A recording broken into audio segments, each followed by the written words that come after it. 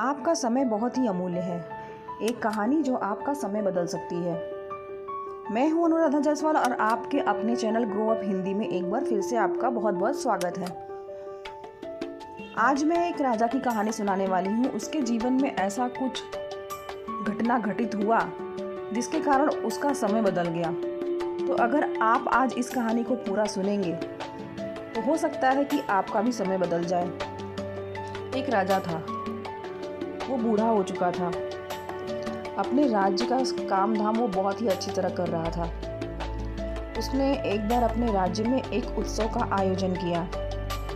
उस उत्सव में शामिल होने के लिए उसने अनेक राज्य के राजाओं को बुलाया। साथ ही उसने अनेक प्रभावशाली व्यक्तियों को भी इस उत्सव में शामिल किया। और उत्सव में शामिल होने के लिए उसने उसके गुरुजी को भी बुलाया और गुरुजी को बुलाया, उसका सम्मान स्वागत किया। और उसके बाद उसने अपने गुरुजी को एक सिक्कों से भरा हुआ थैला भेंट में दिया और कहा कि गुरुजी, जब भी आपको ज़रूरत पड़े इन सिक्कों का आप इस्तेमाल कीजिएगा। अपने निर्धारित समय पर उत्सव आरंभ हो गया। बहुत ही शानदार तरीके से उत्सव चल रहा था। उस उत्सव में एक नर्तकी आई थी जिसने अपने नृत्य से उत्सव में चार चांद लगा दिया था। उसका अद्भुत नृत्य देख करके सभी उसकी प्रशंसा कर रहे थे और रात भर नृत्य का कार्यक्रम चलता रहा। बस सुबह होने में कुछ ही समय बाकी था। नर्तकी ने देखा कि तबला बजाने वाला थोड़ी थोड़ी नींद में था। उसकी आंखें बार बार झपक रही थी। नर्तकी ने सोचा, अगर तबला बजाने वाला सो गया तो राजा उसे जीवित नहीं छोड़ेंगे। उसने तुरंत एक दोहा सुनाया, घड़ी गई थोड़ी रही या में पल पल जाए, एक पल के कारणे यूं ना कलंक लगाए, यूं ना जन्म गवाए। इसका अर्थ ये है कि सारा समय समाप्त हो चुका है, बस कुछ ही क्षण बाकी हैं। कुछ ही क्षण में अपने काम को बिगाड़ करके अपनी जान को मत गवाओ। जैसे ही तबले वाले ने इस दोहे को सुना वो तुरंत अलर्ट हो गया और बिल्कुल सावधान होकर के बहुत ही शानदार तरीके से वो अपना तबला बजाने लगा। बाकी सब लोग भी नर्तकी के दोहे को सुन करके वाह वाह कर रहे थे, उसकी बहुत प्रशंसा कर रहे थे। इतने में राजा का बेटा दौड़ा हुआ आया और नर्तकी को अपना मुकुट उतार कर देने लगा। कुछ ही क्षण हुए थे कि राजा की बेटी भी आई और अपना बहुत बड़ा कीमती हार नर्तकी को उतार कर देने लगी। और इसके बाद गुरुजी भी आए और नर्तकी को अपना सारा धन संपत्ति, सारी मुहरें, सब कुछ नर्तकी को सौंप दिए। ये सब देख करके राजा को बहुत गुस्सा आया और वो बहुत आश्चर्यचकित भी था कि ऐसा क्यों हो रहा है। उसने कहा, माना कि नर्तकी बहुत अच्छा नृत्य कर रही है, लेकिन इसने ऐसा भी क्या कर दिया कि आप अपना सब कुछ या फिर कीमती से कीमती वस्तु भी आप इसको दे रहे हैं उपहार स्वरूप।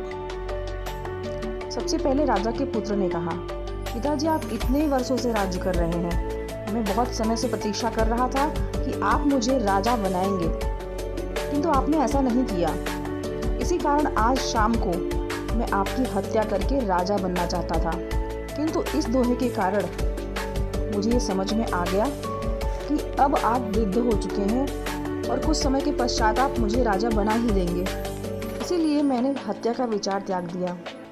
अगर आज ये दोहा मैं नहीं सुनता तो मेरे ऊपर पिता की हत्या का दोष लग जाता। राजा की बेटी ने कहा, पिताजी, मेरी विवाह की उम्र हो गई है और आप मेरा विवाह नहीं करवा रहे हैं। इसी कारण मैं आज महल से भाग जाने वाली थी और भागकर विवाह कर लेने वाली थी, लेकिन जब मैंने इस दोहे को सुना तब मुझे यह एहसास हुआ कि कुछ दिन प्रतीक्षा मुझे कर लेनी चाहिए, आप मेरा विवाह करवा ही देंगे। और मैंने भागकर विवाह करने का फैसला बदल दिया। मुझे मेरी गलती का एहसास हो गया। मैंने उसे तुरंत सुधार लिया और इसी कारण से मैंने आज नर्तकी को अपना हार सौंपा है, उपहार के रूप में दिया है। तब राजा ने गुरुजी से पूछा, गुरुजी, आपने ऐसा क्यों किया?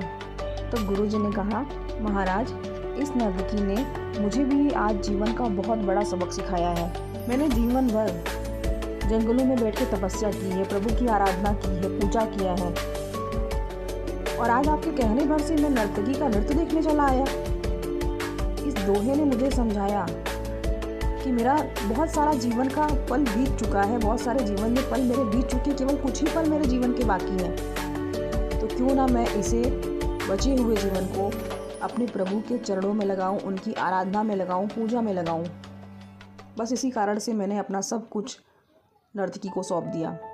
राजा ने यह सब सुना और फिर राजा ने सबसे पहले अपनी पुत्री को बुलाया और कहा, इसी उत्सव में बहुत सारे राजकुमार आए हुए हैं पुत्री, तुम किसी भी एक को चुन लो और मैं तुम्हारा विवाह उससे आज ही करा दूंगा।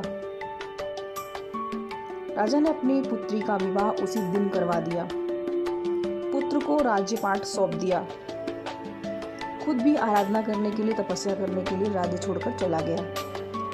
तो इस कहानी से आपने क्या सीखा?